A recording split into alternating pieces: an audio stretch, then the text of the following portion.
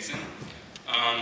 Welcome to those of you who are game design majors and those of you in my classes and anyone else who thought that this sounded pretty cool. You're going to get treated to a pretty special talk tonight from Todd Howard.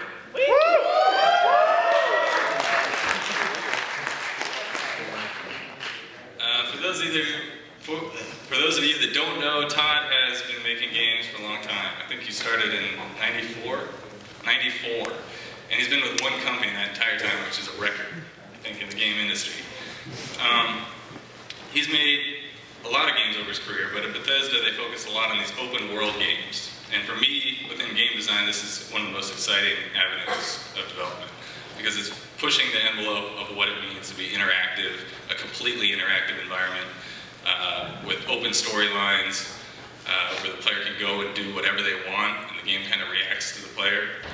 I think Todd is really at the forefront of pushing that technology. His last two games both earned Game of the Year awards.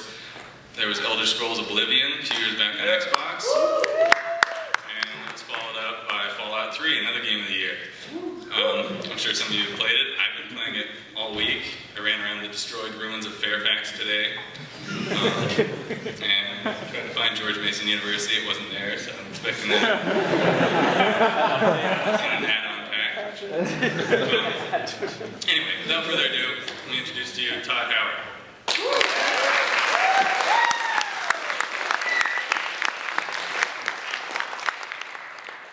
Thank you for that, Chris. I'm incredibly jealous talking to Chris about the program he explained that you have here at George Mason. When I was in school, I did everything I could to not go to class. Like, what's the easiest route to graduation so I can play games as much as possible? I would kill, if I was in school, I would have killed for a program like you guys have here. I majored in finance, because again, that seemed the easiest at the time. I went to William & Mary, and one of my hobbies, hold on, and I hope I'm not logged into my network at work. I'll do that later. One of my hobbies was to crack video games, and some of my favorite games to crack were Bethesda's. So on my way home, I'm from Pennsylvania, I saw their address in the box and realized they were off of 270 on my way home from Williamsburg to Pennsylvania. And so I just drove by and knocked on the door and said, this is where I want to work when I graduate from college. So I was very much self-taught in terms of doing programming, doing art. There wasn't really a design discipline at that time that you could even study. It was just, try things and see what worked. So I've been incredibly fortunate to get with a company like Bethesda that did the kind of games that I was interested in and have been there for a really long time and work with an amazing, amazing group of people. The presentation I'm going to show you is a talk that I've done before, and I'm going to try to, pepper it with, more a look at if you're a student who's studying game design or those kind of things, and you say, this is what I want to make a career of. So there's some design things in here, but a lot of it is, team management. So a project like Fallout 3, for the big games we do, you're looking at budgets of $25 million to make a game. 100 people. It's a big production.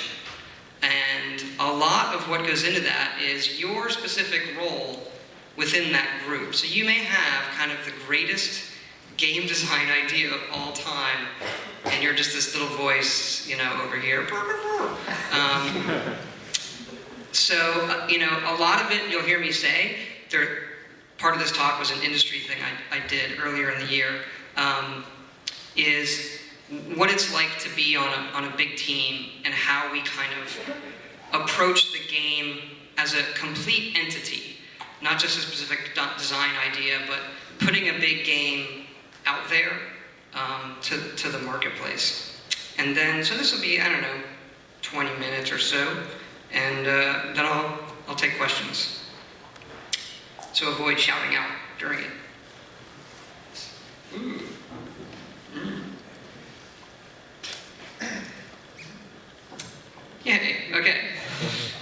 So this is what I describe making a game like. So this is you. This is your boss or whoever, like the people in the back or the marketplace looking, these are babies. And like, so I refer to as, making a game as this great leap. And so you could have a really stupid idea, this is a stupid idea, but it's all about execution, right? You execute this well, and that's what's important. So there are a lot of constituencies. When you, this is my slide for who you're trying to please. You're always trying to please yourself with the game you make, but then you work at a company, and then you have kind of the external people.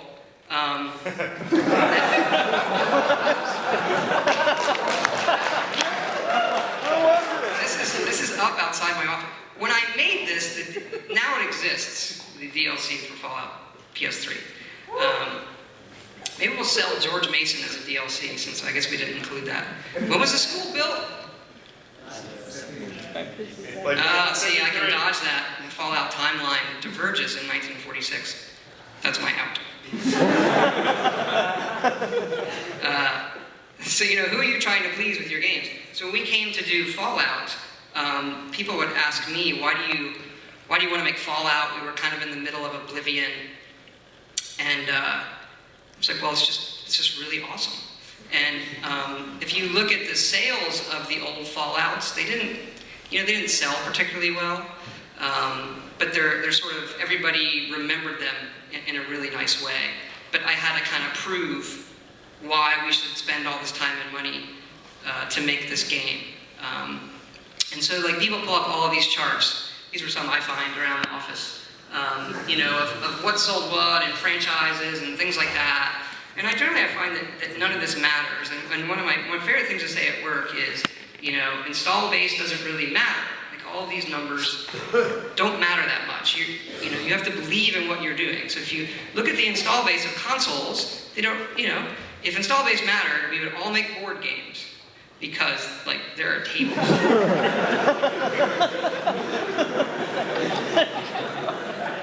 So if you are making a game, so if you're a student, you look at, like, avenues where you can make games with a smaller team, whether it's Xbox Live, the iPhone. I've spent more money on iPhone apps playing games over the last year probably than any platform, but that's a really good avenue. So if you have an idea, if it fits for that device or whatever it is, just get behind it, really believe in it, and go for it. The guy on the right takes longer, but it ends well.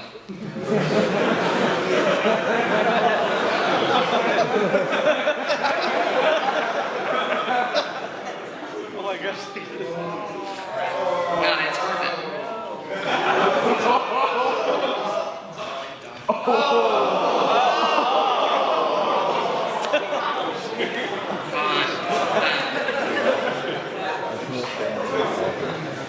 So, at Bethesda Game Studios, that's the group I'm in charge of. So we're about 100 people right now. Mix of programmers, artists, designers, some producers as well. And so we sort of have a mission statement internally, which is this. You can sort of picture it as, it's a lot like this room, but everybody's a little bit older. That's, this is what it looks like. It's an organized fraternity, sorority. And we have a lot of fun, but a lot of it is how we treat each other in the office. So excellent people, and then excellent games, and they really go hand in hand because you're going to spend a lot of time with these people. So we have our excellent people barometer at work, which is there's no substitute for self-reliance. Like, we don't have a lot of time to heavily manage people, and I think people coming out of school. You learn a lot of that because it's mostly on you to be self-reliant and self-governing in the quality of your work, and to have a culture for that, so that we're not constantly saying, can you update this, can you make it better? It just has to be in the culture with the amount of people we have in these games. This is another thing that we rate people in when we interview. He's a bit of an asshole. Okay, I'll pass. So we look for people who we want to hang out with as well. It really is important because the work we're doing is incredibly, incredibly subjective. You have a lot of arguments about what's fun. One of the fun stories at work is we were making this expansion for Morrowind, this Blood Moon expansion, to become a werewolf. Woo! And, I feel like werewolves. And we had a knockdown, drag-out conversation about how high werewolves should jump. And, this was like you were arguing, public health care or something. Like, oh, no, werewolves jump this high. And it carried over into dinner at like a restaurant. And the looks you get from like the waitress, like, these guys are really angry about how high werewolves should jump.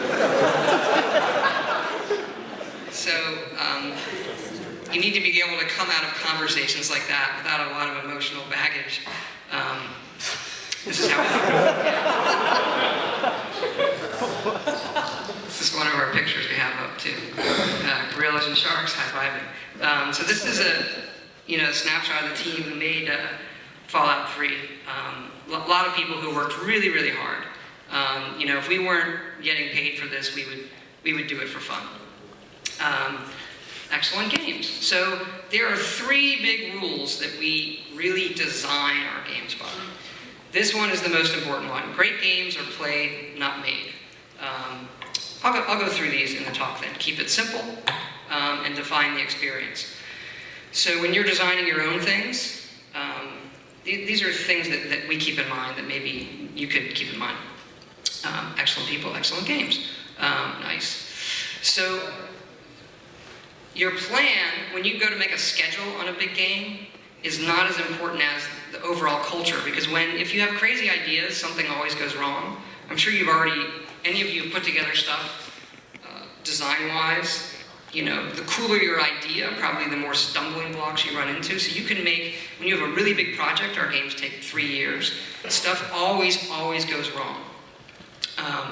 And if you have a good culture, it can overcome a lot of that. And then your ideas are not as important as your execution. So you can have, I'll see people who come and pitch us on things and say, well, here's my game design, and it's this thick, and here's my plan, and it's equally thick. It has schedules and budgets, and here's a big game design. And that to me is always like, this is not going to work. Because you really need to get in and play your game. I prefer designs that are short and have a prototype or something you can play to show you what's really fun. And I prefer, as opposed to a schedule, to meet the people involved, to see how they get along, to see what their drive is for that particular topic. So I'm going to back up to those 3 rules. The third one was define the experience. Kind of the first thing we do when we're going to make a game. What is the experience of this game? And when I ask people about their games, they're like, it's cool and awesome. And so most people describe things this way. Those are not experiences. One of the first things, the absolute first thing we made for Fallout 3 was this image. This image was made in 2004, so 5 years ago. Like, what does the game feel like? What does the player feel like? Like, it feels like this. He's like post-apocalyptic badass. This image actually eventually became the cover of the box. It was made by this guy, Isfan, and he's the lead artist in the game. When I gave this talk, he was in the audience. I was trying to embarrass him the first time. He always has this expression. When he loves things, this is his face. So we had to Photoshop him to say this. I wish he was here because it's so embarrassing. I did this to embarrass myself after that. I walked by this building and it said radiation research. I had to take this picture. We do a lot of research. So we look at the old games, okay, so what is the player experience? Go back and play the old games. They have a lot of age to them, obviously, but we kind of look for things that stuck out to us, whether it's, the violence or how the dialogue worked or things like that.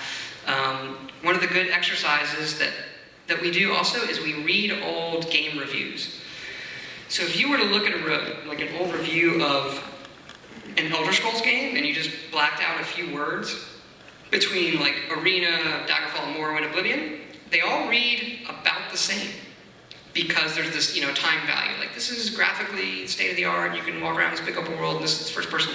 You do the following thing. So with Fallout, it's really nice to read old reviews because they remove a lot of the aging to get down to the player experience.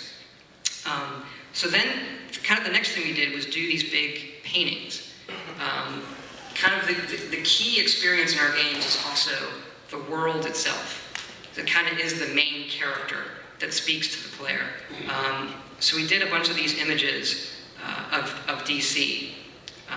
What the wasteland would look like on the East Coast as opposed to the West Coast, things like that. And you'd be surprised just how good of a game design an image like this is. Like, recreate the loneliness of this, but also, you get this little cave that would show some danger, things like that.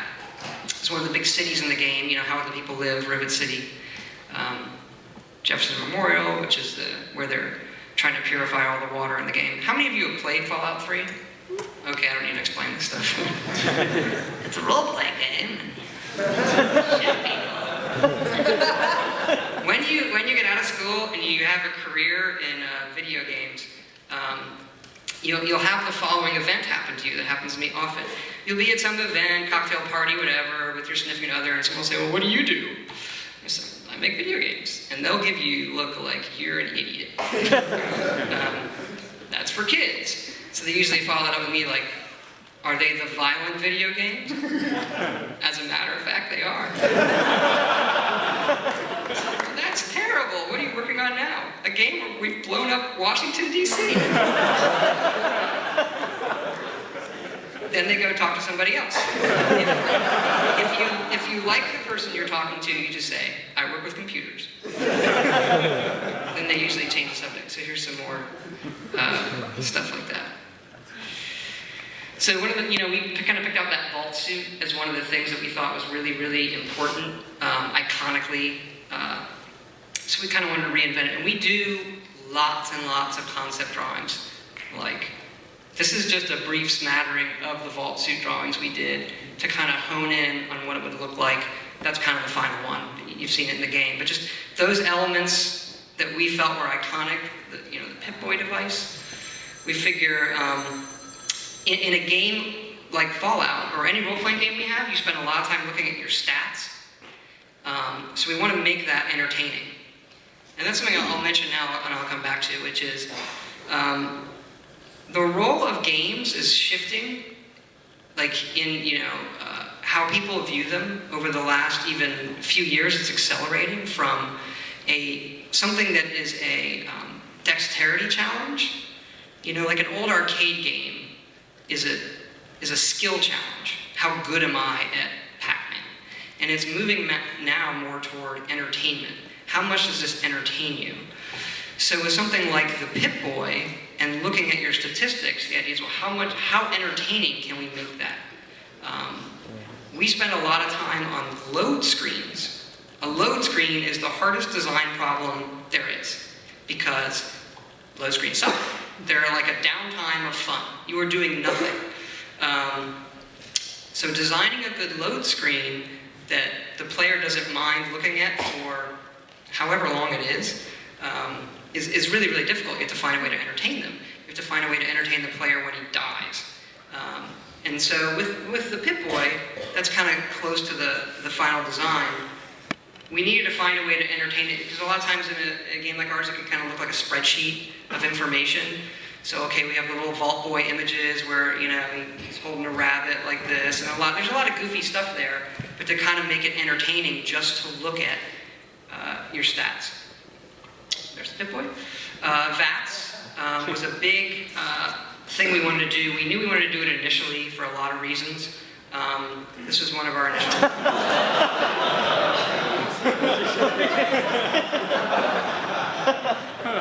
It's got the 50s vibe. So a good thing, if somebody's already done something, or you can kind of mash it up in some way, it's a great way to prototype things. Emil Pagliarulo, the lead designer and writer of Fallout 3, and I would sit down and play a lot of first-person shooters, and one of us would pretend to be VATS. So we would just play the game, like, do you want to use it now? How many points do you have? And kind of like act out what VATS would feel like, and then we used, the initial inspiration was, what if it was like Burnout, but there were body parts and eyeballs and teeth, and when you crashed, they went flying everywhere. And then we had our concept guy do some really quick pictures. And again, you know, the documentation on this was, there was some, but it wasn't a lot. It was, well, it feels like this. We would make the sound effects from Fallout. We'd go like, and then we, you know, the teeth fly out, and and how it feels.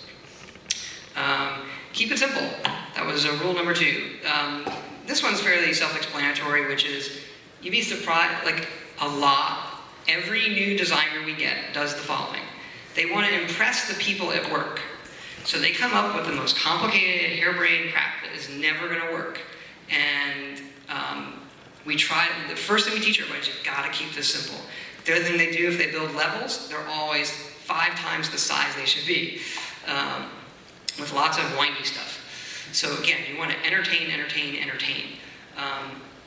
So we try to keep things really, really simple, particularly in our games where you have lots and lots of systems that interact. If we make them overly complicated, they don't interact as well, whereas we have lots of little systems interacting. You get more complex behavior because the player understands them. So I think you see that in our games. You're like, oh, this is how the physics work. Okay, I'll try to do this. Marketing part of your process. This obviously doesn't apply to being in school, but something that we do, and you know, you guys, I assume, play a lot of games. You can shout any games you're looking forward to that are coming out this fall. Borderlands. Assassin's Creed. Borderlands. 3, right? Borderlands. Dragon Age. Okay, there we go. just came out. I assume you've all experienced these games already in some manner. Assume it's not a sequel, like an Assassin's Creed. Assassin's Creed does it really well. Modern Warfare 2 does it really well, which is the marketing stuff is part of the process. They think about, like, that's actually your first experience with the game. When you're designing a game, you think of it as, okay, I put the first level is the first experience. Well, it's not. This doesn't make sense because he was going to come here and I was going to embarrass him as well. But he has the flu. This is Pete Hines. He's our head of marketing and PR. He's been with the company for a really long time, and he's a good sounding board. So I'll say to him, like, well, how do you feel about this idea? And he makes, what the hell are you talking about? And I keep doing it until he makes this face. See, they go together. And so, like, the first experience of Fallout 3, or for a lot of big games, is a magazine cover. Like, that's your first experience with the game. So we actually really planned, what's the first thing anybody ever sees? It's that image of the guy. And then what's on the website? So you already probably experienced this with games you're looking forward to. You know, Brutal Legend, all these things that got mentioned. Now, Brutal Legend has a demo out, so they went all the way. But all these things from having a trailer, to giving demos, to the box. So the box is an experience. When you go to the store to pick up Assassin's Creed 2, you know, what's on the cover? What does the box look like? You know, what's on the manual? These are all experiences. What does the disc look like? So, I mean, this might be a little obsessive, but this is stuff I think about. So I wanted the manual to look like the cover of Fallout 1's manual, the Vault Dweller Survival Guide. I wanted the disc to have the please stand by image. So you looked at the disc, you put it in, you start it, and it came up on the screen with the same image. That's a little obsessive, but the point being that we try to make that part of the process in terms of what is the audience seeing the whole time.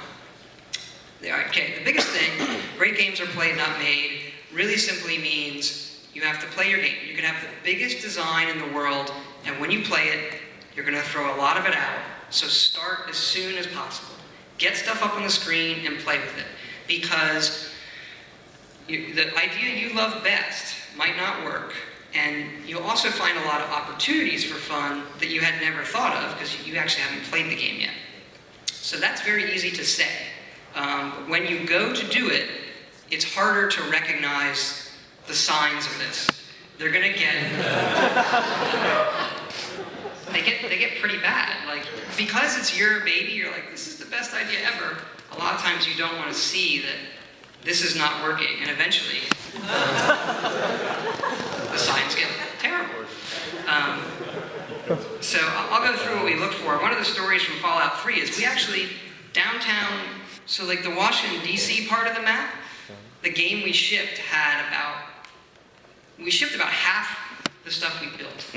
So during development, the downtown D.C. area was twice as big. And it took us a long time to realize this just is not fun in any way.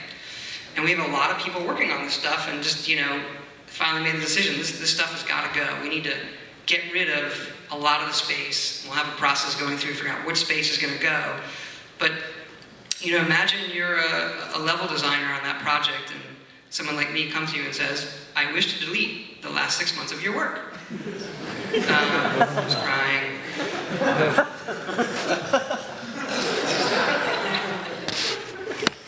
And they get upset. Don't say this. Do this. Yeah, these things will happen.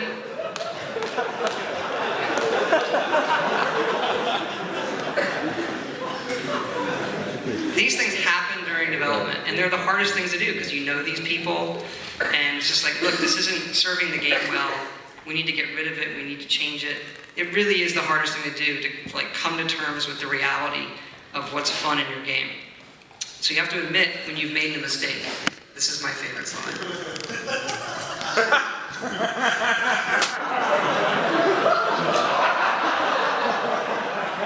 Makes me kind of cringe. And really, this is absolutely the hardest thing to do when making a game. To say, this road is, we messed up. This is something too we look at. So what are you looking for when you're trying to make your game better? How do you kind of suss out what's good or bad in a particular idea? And there isn't really a formula for this, you just kind of know what's fun. But these are kind of the stages of player experience. And I think this stuff will help you even in what you're doing right now. Going backwards. So the first thing somebody does when they're playing your game is they learn how to play the game. And I imagine if everybody here plays a lot of games, I assume. Does anybody here not play games? Otherwise, you're in the wrong hall.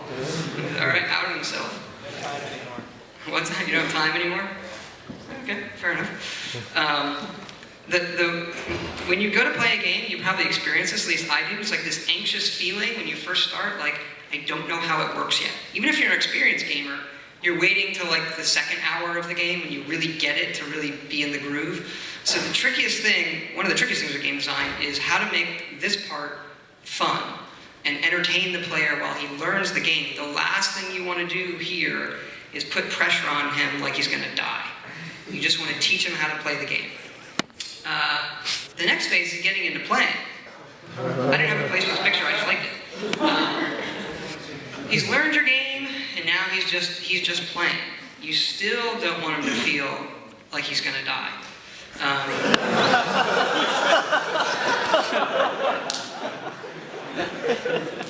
And this is the sweet spot when you're playing. You've all experienced this when you play a game.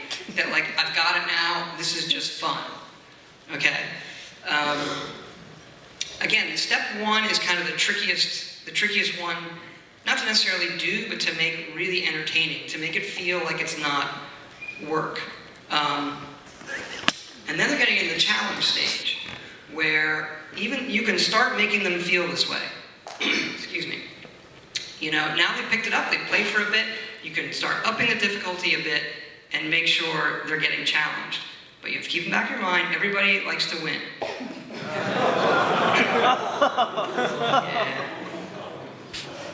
I have 2 kids. These are not mine, unfortunately. I just like this picture as well. One of the things we do with our games is give the player these really, really powerful things, so they feel challenged. So you've obviously played Fallout 3, and the Fat Man, the big bomb launcher, so we give that to you pretty early in the game. And it's basically a weapon that kills anything. So on the surface, you would say, as a designer, why am I giving the player a weapon that kills anything this early in the game? What we find is So we give you ammo for it. So you're doing a fancy game, you give them like the potion of super life and strength, and you can kill anything. And you give them 3 or 4 of these potions. They can use it to get out of hard situations, to keep playing, but most people don't use them. You're like, here's the potion of infinite strength and killing, and everyone finishes the game with the potion of infinite strength and killing. And I was like, no, I'm not a wussy, I can get through this, and there's probably something worse later on, but a good game designer will be like, I'll give you another one later if you use it. So, I mean, those are things that subconsciously work on the player if he's really frustrated and he wants to, get through this particular battle. I went the wrong way. And then finally, once you've done all that, you can surprise the player with something new.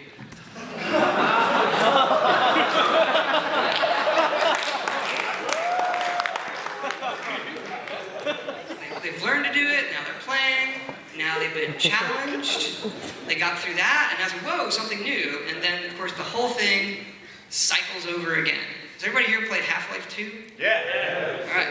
Genius game. And I think one of the best modern games at this. Metroid as well. So Nintendo does this really well. Think about Metroid in your head and then follow this curve. Think about Half-Life 2 in your head and follow this curve. Think about getting the gravity gun in Half-Life 2, I think is one of the best examples of this. Right, so they give you a gravity gun, and you're not thinking, oh, it's gonna work, I gotta figure out how to use this thing. You're like, fucking A, all right. And then the dog comes out, and you're throwing the balls at him, you're like, look at that robot, and you're just playing, you're just goofing off. Like, you're not worried, like, this thing's gonna kill me. And then they kind of up it, and they surprise you, and then you get the pheromone thing. Everybody with me on that? You play that game? Okay. I don't have slides to explain it.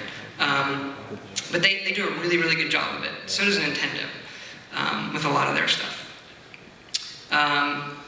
So this won't have this is just funny. It won't have a lot of bearing on what you're doing, but it's something to keep in mind when you make a game, which is, it's not just coming out in America, okay? It comes out, gaming now is a worldwide thing. You have to think about how it's going to be received in other countries. Fallout was banned in India, for instance, because you can blow up 2-headed cows, and that is a no-no. Who knew? So we shipped in a lot of countries. We have a lot of dialogue. We found out that Japanese timing exists. We're working with people in Japan to translate. We have a Japanese office as well. So we work with people in Japan.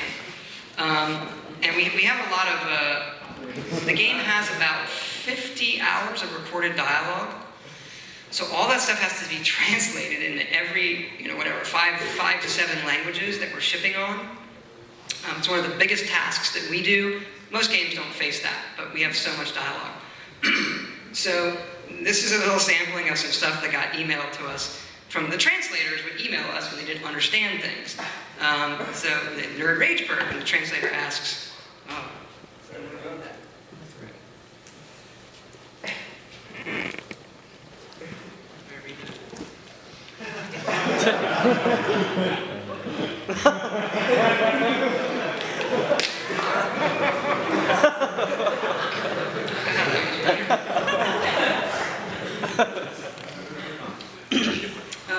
This is a line in the game that Mayor McCready says. He's a little cursing kid.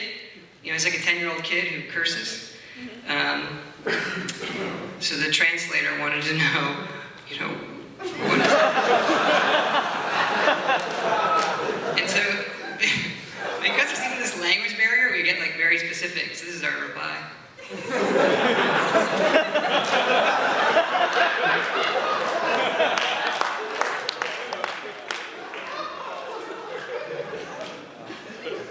And any kind of salty, lunchroom conversations you have, that's great. We're gonna game like Fallout. It's an avenue for any wacky, crazy, terrible idea you might ever have. So another thing we look at when we're making the game as we get toward the end, and I think you've played games where you'll see this. I'll just go through this. I forget what I named this one time, the Egg of Truth, or I don't know. It doesn't make any sense. So I have no name for this. But it's you can almost feel these layers of badness on top of your game. So when you play a lot of games, you're like, if they had just or this part, you can almost feel the really cool game underneath potentially some crap. So that takes the forms of bugs and polish, game balance things, how difficult, how much weapons do, and then what do you drive toward? So last year we were really crunching away at Fallout, and this was sort of a chart that we made internally as we went toward kind of finishing, like how many bugs do we have? But ultimately it's like an emotional thing. How does it feel when you play the game? We were doing simultaneous platforms. So for a while, the PlayStation 3 version felt like this. This is the Earth. And these guys from Japan come over and they help us. So we eventually solved that. That's another tricky thing we shipped 22 versions of Fallout on day one, so that's all the different platforms, all the different languages, and all of those have to go through a process. We do a lot of optimization, so over time, what's the actual quality of the game code that's running, and you'll notice it starts out really bad because you're adding a lot of features, and then when you have a lot of the features in the game, you can start optimizing and crash testing it and making it better, and the game starts running a lot faster, and then as you get toward release, you have to stop doing that, because the way you optimize a game is you take out something it's already doing that you don't think anyone's going to notice. You're rendering shadows in this way, or AI in some other way that no one's noticing, so you start optimizing those things. By the end of the cycle, when the game's getting close to release, you need to stop doing that because you could really break the game. But what we sort of found is, well, it went the wrong way, is if we, that middle part there, that curve where you can optimize, and this is like on the 360 and the PS3, is pretty steep. We're in the midst of another big project now, and the power that we're able to eke out of these systems as we get better at it is really impressive. So we're of the minds that the current hardware generation of the 360 and the PS3, even like what you're doing on high-end PCs right now, is going to keep going for a long time, despite what Xbox tells you. That was my equal opportunity insult. Like, here's the PlayStation, here's the funny Xbox. Yeah. So I'm going to kind of wrap some of this up. Again, playing not as important as your culture. Your ideas aren't as important as your execution. And if you're fortunate enough to pull all this off, you get a very, very happy group of people. You get Happy Pete, you get the guy who runs the company's happy, you get the ESRB is happy, Japan, London's happy, this guy's happy, the kids online are happy, this guy's got the money are happy, Art Outsources, Ace Fund's happy, and you're just giving the TO, like, yeah, we did it. So, in your own work, good luck to all of you, and hope it goes well. So, thanks.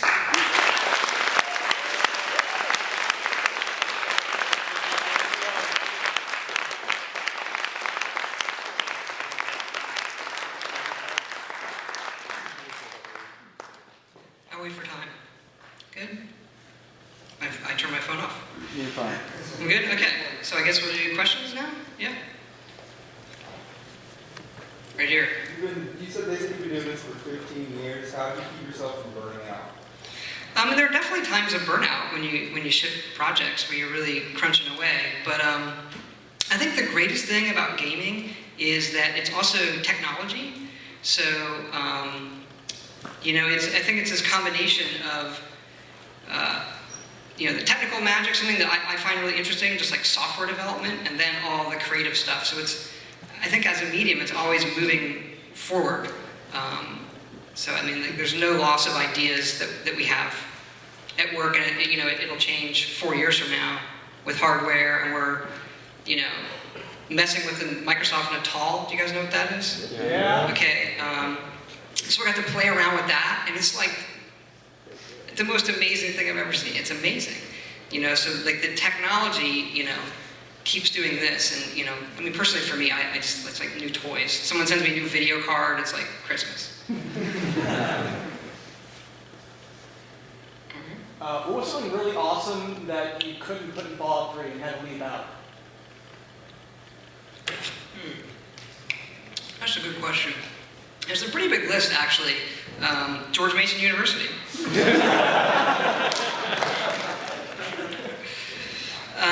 There's probably like a number of weapons that we wanted to do.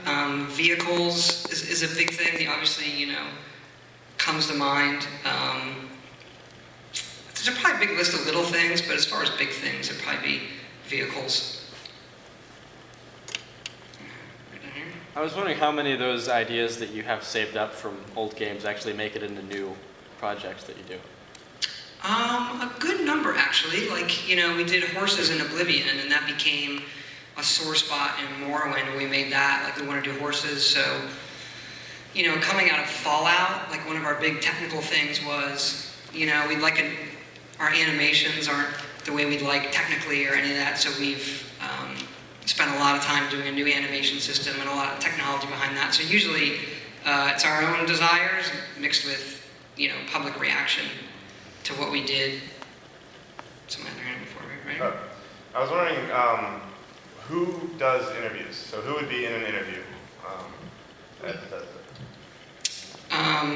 Like if you're a candidate? Yeah. It depends on the position. Usually the director of that department. So we have, art director, technical director, design director, and then usually one or two other people. And then if they all like you, you talk to me. So it's usually like 4 or 5 people. We are hiring. If you want to get a job with us, really the best way to do it is to apply online and write a good cover letter. So if it's a form kind of thing, like, I hear you're hiring, I wish to have a job, that's going to get you nowhere. So if you're here tonight, I know what we're looking for, it will come across my desk in some fashion. So if you mention you were here, it'll definitely tick up for the people looking at it. Yeah, over here. Do you think that video games, especially like very large developers, have this tendency to beat the same idea dead very, very quickly? Like the idea of a post-apocalyptic wasteland reiterated in Rage and like even in Fallout over and over again? It's hard to say. I think I would take each one case by case. So I don't know if you know, but we bought id Software in the summer. So I know the Rage guys pretty well. I get to go for a ride in John Carmack's car. That's pretty awesome. He has a Tesla, by the way. Do you know what that car is? It's silent. Someone asked, how loud is it? I said, how loud is your toaster? It's an electric car that goes 200 miles an hour. And that's a segue. It wasn't to answer your question. But I think a lot of those things, like looking at Rage, I've had a lot of time to look at it. A lot of those things I think are just post-apocalyptic conventions. So it's hard to say whether people are going to bleed that out with lots and lots of games. In Rage's case, it's the only one I'm really familiar with. I don't think so. In the back? Yeah, during the presentation, you mentioned the word culture a lot. Can you define what you meant by that? Culture, it's like, what do people find? How do they treat each other in your studio? What do they find important? What's the same bar for how you go about something? I think I use it in the same way you'd say any office culture. What's the culture like? If you came to our office, the general vibe is, these people really like games, and they really like making games, and they like making games with each other. And that's, I think that shows through in the games. Lots of questions right here. What was your favorite game that you made? Favorite game? The last one, Fallout 3. It's always the last one. I mean that honestly, though. Yeah. Over here. What would look better to you on a application, computer game design major or applied computer science? Well, it depends. If you're applying for like a level design position, the design one. If you're applying for a programming position, truthfully though, like the major, it doesn't. We want to know like what you've done. So if you just come to us and you say, "Well, I have this degree," it doesn't matter that much. In terms of, you need to have the degree to produce something else. So we would ask you, "Well, show us a level. What have you done?" Say you're a level designer. and you don't have a really strong level that we can look at in some way in some other game, we will ask you to create something in the GEC, the Fallout editor. So most level design submissions we get, we'll go, if we like the person on paper, if they don't have a level, we'll say, would you create something in the GEC? And we have a number of guys who have gotten jobs purely based on the level they built. On the programming side, it's a little bit trickier. You know, we'll look at some sample code. In the programming, there's lots of disciplines, so it's definitely trickier to look at a programmer than a level designer and artist. You know, if you're an artist, it's good to have a degree, but mostly we want to look at what's your portfolio. But there are a lot of artists coming out of school. They tend to have, unless they have experience, the artists coming out of good schools have the best portfolios. The designers coming out of good programs have the best design portfolios. Back here? A lot of job listings for companies I looked at simply require job experience. What's the best way to get job experience without having it? Well, there's two ways to do that, and I think it's a great question. One is to create that portfolio on your own. Send it anyway. Just say, hey, you're looking for experience. You know, I don't have any in a company, but here's what I've done. You should really take a look at it. In a cover letter, mention their games. If you're a fan, you've played their games, mention it. The other way is through QA. So we have an internal QA department. It's growing pretty rapidly. We also, for some of you in school, we hire up. So say we're shipping a number of games. So we're also a publisher. So I don't deal with the side, really. But so we're publishing games that we didn't make. So this game Wet just came out. It's made by a Canadian group, but that gets QA'd internally. We have a number of other games coming up. A game called Brink. We have the id stuff, Rage, things like that. So those will get QA'd internally, and sometimes the needs balloon up for like 3 or 4 months. All of a sudden we need 3 times the QA people. And we'll hire a lot of people temporarily. And if you do a really good job at that, you can get noticed. And, you know, I would say 20% of my team is from QA. So it's probably, you know, the best route. So in the work environment there itself and within Bethesda, how much actual on-the-job learning is there, as well as like internships that you guys hire? Let's see if I understand the question. Like on-the-job learning for regular employees? Or? Well, like if you first come into a company and you're learning the programs that they use, you know, their particular engines and stuff. It varies by person. You know, if you're an artist, we use Max. So if somebody comes in who we think's an awesome artist, if they just know Maya, but we like their talent, we know there's going to be a period of time to learn that. If they're a level designer who works somewhere else, they've done a lot of Unreal stuff, but we looked at it and we think it's awesome. You know, there's going to be a period of time learning our editor. It varies by person, but it's not structured. We usually just give them, you know, something simple to do at first and walk them through it.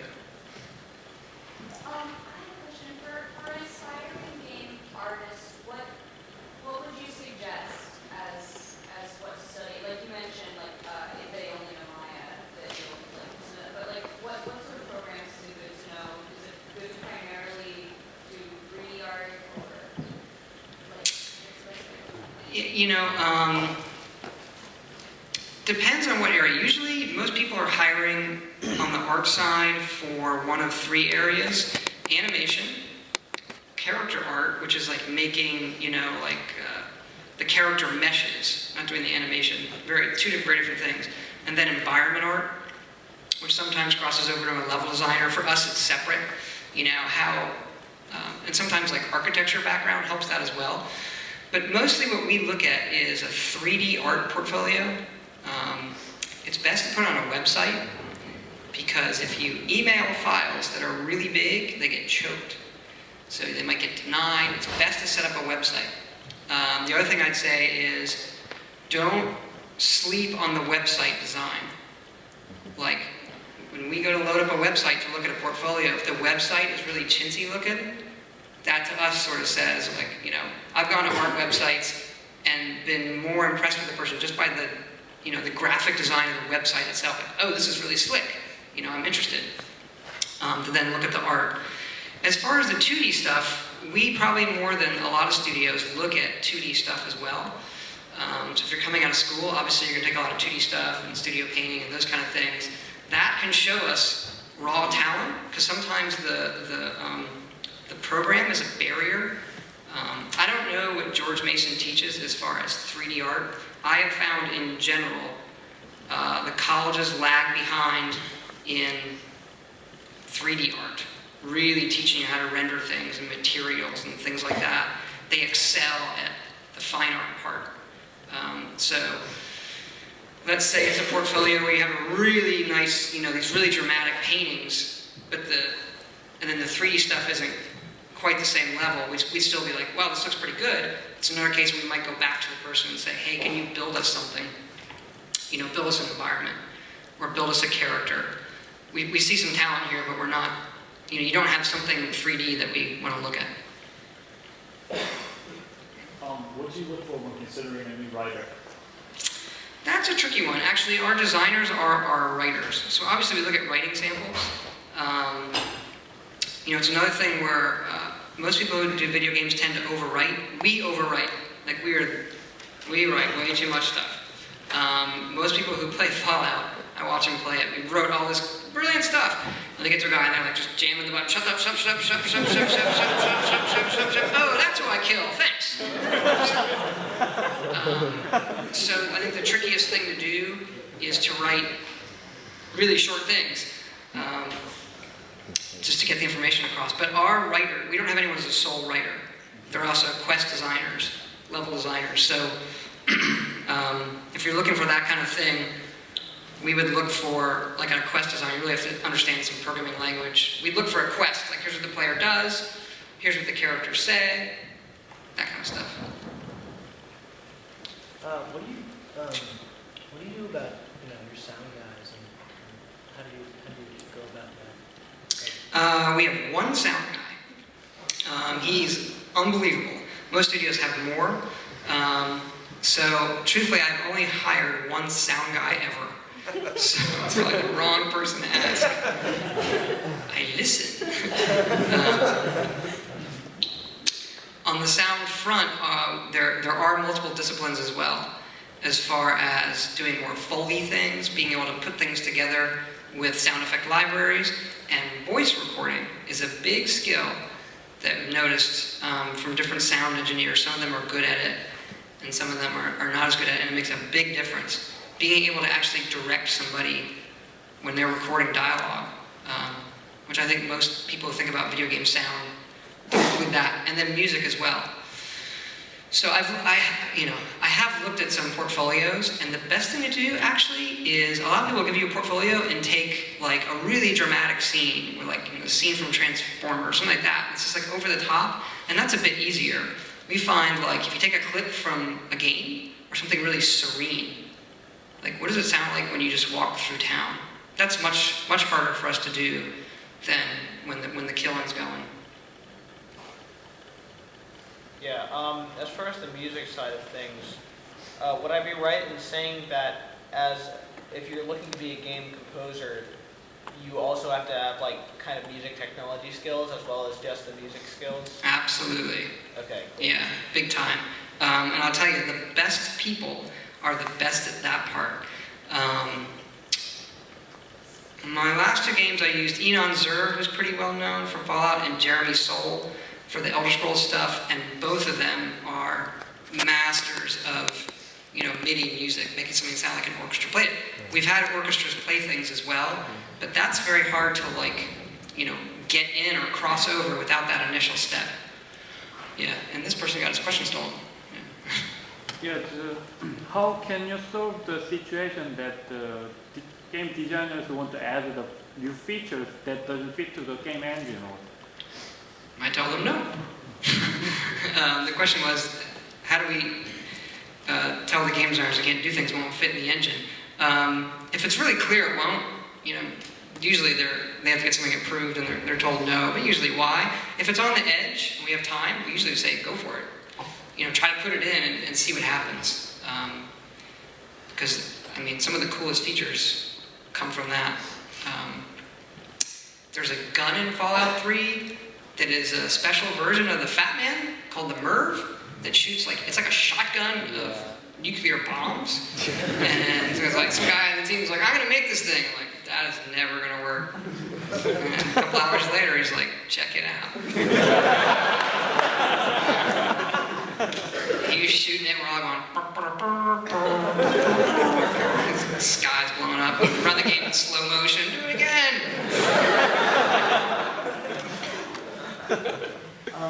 When you're creating a new game, do you ever feel boxed in by the history of the studio? Like Bethesda's known for kind of open world games. If you wanted to do totally off the wall like RTS, I guess do you feel boxed in by your experience with the engines? No, not at all. We like the kind of games we make. So, but each time we go to do it, we really change things up. And your really hardcore audience will give you a lot of flack for that. We got a lot of flack for Fallout 3. It changes we were making. But so we just do what we like. And if, I don't know, for some reason we got an RTS bug, we'd probably make one. But we do like the kind of game where you just get to go do whatever you want. That's usually tends how we think. I'm gonna go in the back because I missed a lot of people way back there. As far as the future goes, I guess it seems like recently physics has been a big paradigm of some mechanic to integrate into a game to make it more interactive or fun. What do you see as the next big paradigm? How the NPCs, the other characters in the worlds, react to you. I think we, as a group, still find that to be very stiff. Not just in our stuff, but other stuff, where environments in video games are really, really good. They almost look, you could pretty much do anything you want when it comes to an environment now. But when it comes to how characters just act around you, how they actually look at you when you just walk up to a character, how do they stare at you? How do they react to the things you're doing? I see more people doing that. It's something that we're doing a lot more of right now.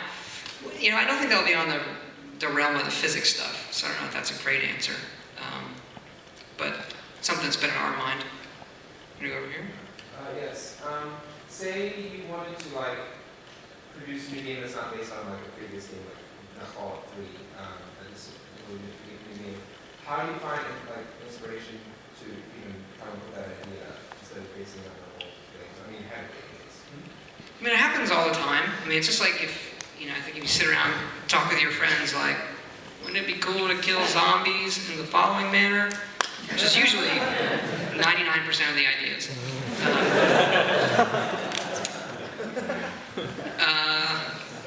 I don't know, weird inspiration. You see some movie, you read some book, and you think, oh, there might be a game in this. I don't know. I think just ideas that come to you, that's how they come to us. Yes, you. How many artists and programmers do you see hovering over one feature trying to make it work? Well, that depends on the complexity of the feature. We do try to pair groups up. So if it's a complicated feature, you might have a team of 6 to 8 people on that feature, and that could be a mix of programmers or artist designers. Take a feature like VATS in Fallout. There was a graphics programmer for the effects. There was a programmer for all the camera movement. There was an artist for the camera movement. There were 3 designers, of which I was one, for how it would, what are the rules, how it would play, what are the numbers.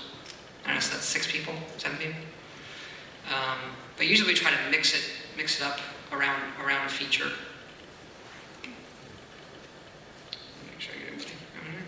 And the way the voice actors and such, do you hire from the outside? Yes, people were hired from within Bethesda to do voice acting.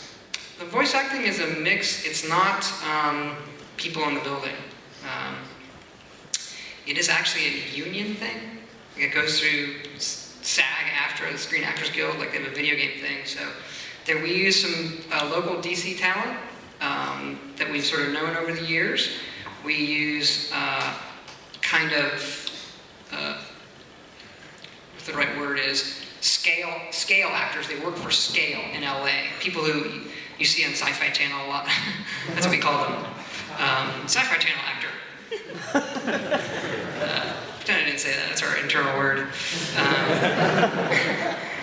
And so they usually work for Scale, but they're really good. The quality you get out in LA is excellent. And then we use what you'd call big name actor, like Liam Neeson.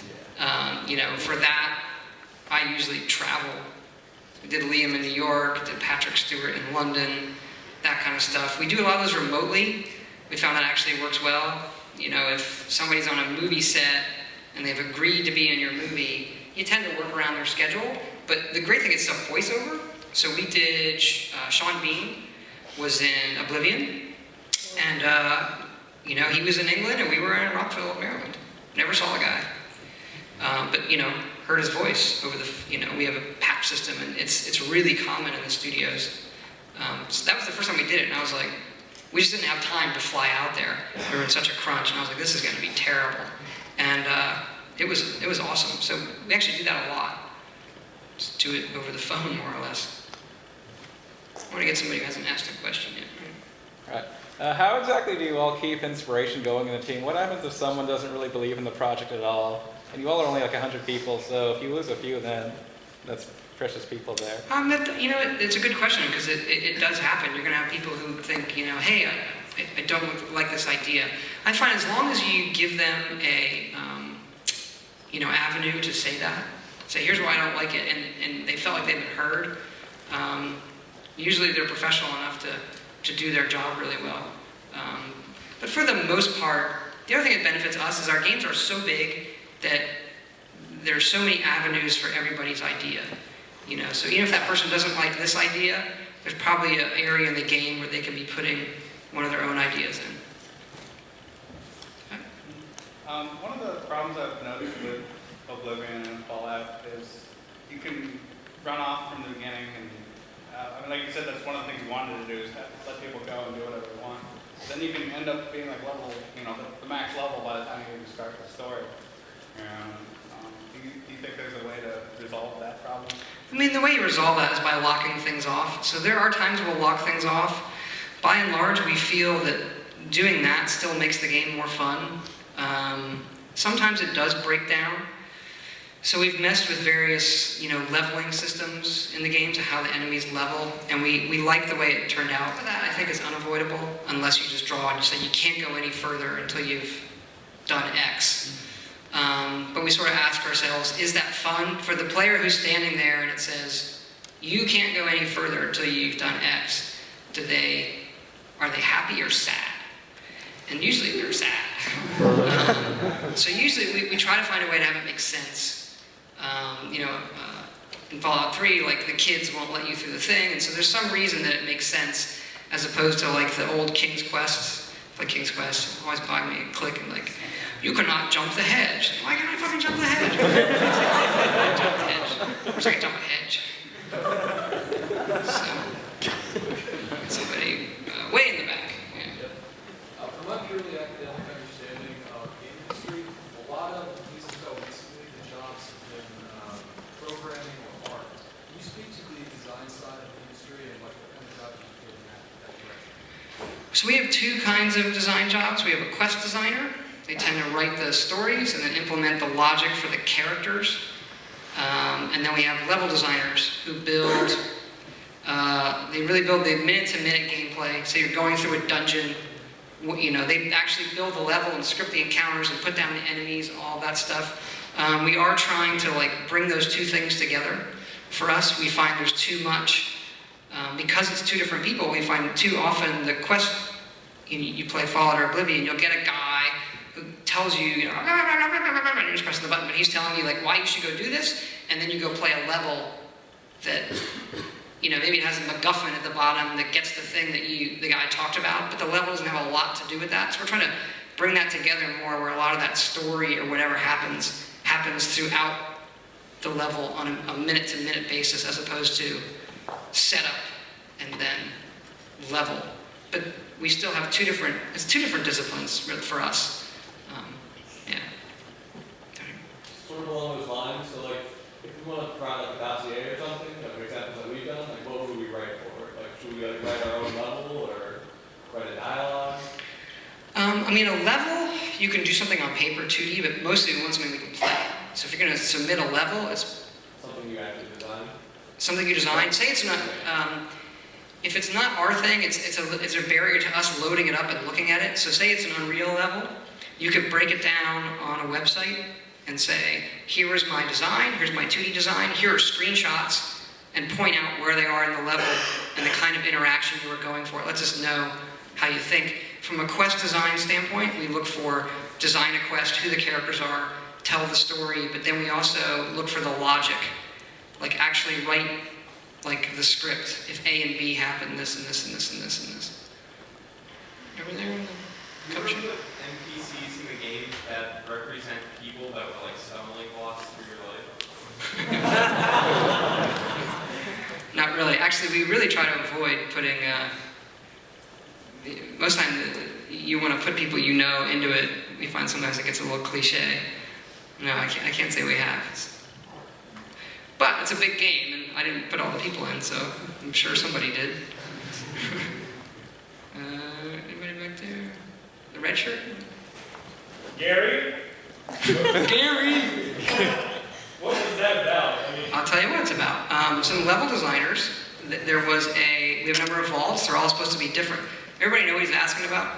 There's a vault in Fallout 3 where there's a bunch of guys all named Gary. And there's a guy on the team named Gary, it has nothing to do with him. But there was a vault, and some of the two level designers who were working on it said they were tasked with coming up with the shtick for the vault. And I don't remember if this one was a pre-existing Fallout 1 that said it was cloning, but the idea was it's cloning and they're all Garys. So they had made it, and it was kind of a quick thing. It's a vault, and maybe they were trying to get out of work, because like, all the guys are the same. It's a brilliant idea. Alright, go ahead and do that. I'm glad you asked that, actually. It's one of these instances of, so very late in the game, people would play this and be like, this level doesn't make any sense. Is it a bug? All the guys are the same. At this time, they didn't say Gary. They just used the regular, there he is, they used the regular dialogue. They would fall back. And the level designer was like, we're really tight on voice. Remember, we have to translate it into 100 languages. We're late in the day. So I need them to say Gary. We're like, we can't even record it. And he's like, look, it doesn't matter. They're all named Gary. Who cares what they say in Japanese or whatever? And all of us agreed it didn't matter. This level designer was so persistent. We're like, fine, just record it and put it in. And it made that level. It is hilarious. So when you play the level, all you're like, Gary? Gary! He just went in the sound booth and recorded like 4 or 5 lines. And it was like, it'll take less time to put it in than we talked about it now for days. And it's brilliant. I love it. Sweatshirt in the back? I know from Bethesda's website that you guys have 2 offices, and that's all I know. Is there a functional division, or how do those offices coordinate? So we have, in Rockville, Maryland, we have Bethesda Softworks. We're part of a larger company called ZeniMax Media, which is really, it's very similar to Bethesda Softworks in terms of Bethesda Softworks is 99% of ZeniMax Media, or it was for a long time. So ZeniMax Media's headquarters and Bethesda Softworks are in Rockville, Maryland. That's where my group is, Bethesda Game Studios. We have another office in Hunt Valley, Maryland, outside of Baltimore, which is ZeniMax Online Studios. So we also have an online studio. If you apply on our website, the resumes also go there. Okay, so they're also hiring for the MMO they're building that hasn't been announced, but ZeniMax Online, they're obviously building an MMO. When you apply, it tends to go to both places. Now we also have id Software. So actually, if you, whatever discipline you're in your cover thing, if you're willing to move to Texas or Baltimore or wherever, mention that, and it gets sent to all 3 development studios, ZeniMax Online, Bethesda Game Studios, and id Software. And if we really like somebody, we all fight over it. So when you're building your game, there's obviously lots of rampant speculation going on from all the fanboys. Do you ever pay attention to that or get ideas from it? Sure, I mean, it's hard to ignore, particularly like, imagine these websites and all they do is talk about you. It's hard to I'm not going to look at that. I've gotten used to sort of dealing with it because you get a lot of, usually you tell people in the offices, look at their problems but not their solutions, because they don't have the game in front of them, but like the problems they have, the problems people have with Fallout 3 are real problems. This is the problem. Then they have some like crazy ass solution. Usually, I tend to ignore that, but we'll go on there and like it really does make our games better. Reading like how the fans react to something, because the reviews are big as well. But like a hardcore fan is going to drill down in and mess with the construction set and do all this stuff, and yeah, it really is a lot of ideas. And I've hired people from the community. One of my best programmers did a Morrowind mod where you could lop guys' heads off. And I couldn't figure out how he even did it. Like, how'd you do that? I wrote the guy, how'd you do this? I have no idea how to do it. He's like, I hacked in your scripting language and wrote my own code and made my own extension of your scripting language. Like, whoa, you want a job? It's like one of our best programmers. No, not you. You're the guy, my pointing is terrible. Earlier said when you're looking for programs, you're going to look at segments of code. And what exactly are you looking for within those segments of code? Like what structure is exceptional? So say you're a graphics programmer and you say, well, here's my application where I'm doing all this cool shader stuff. We'll look at the code and we'll go to the section that interests us most. I don't really have a good example. Usually we look for an application.